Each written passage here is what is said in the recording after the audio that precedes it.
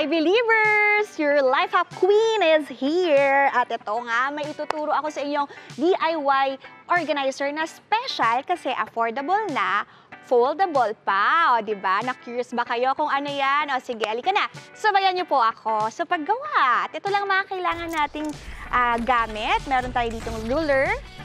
Meron tayo ditong sponge paper, colored paper, glue, scissors, at itong mga velcro dito. Ayan, may maliit tayong velcro dito.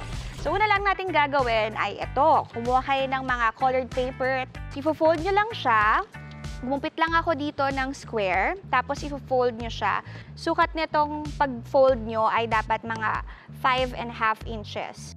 Tapos, gumawa kayo ng tig-dalawang kulay ng bawat colored papers.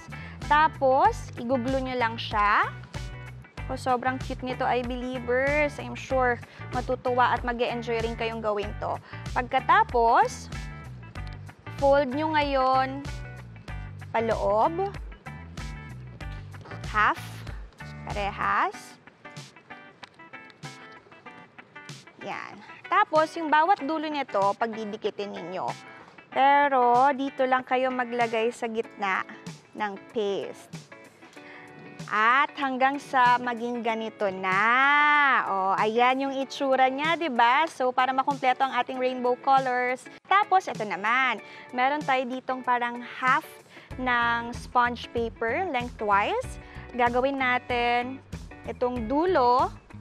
Didikit natin siya dito. Katapos, itong side din na to, yung last na pouch natin. Ito yung magsisilbing pouch natin. Yan. Dikit nyo yan. Tapos, itong velcro nyo.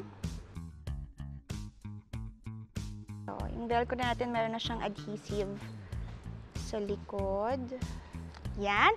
Hanggang sa magtuloy-tuloy na yan. Hanggang sa maging ganito na siya. O, diba?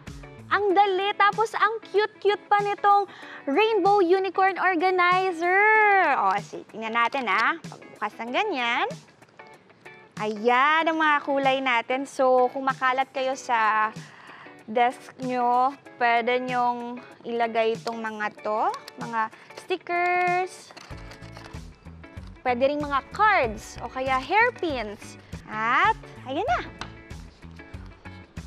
Chining! O, bracelets pwede rin. Yan. Organize sa inyong mesa, I-Believe!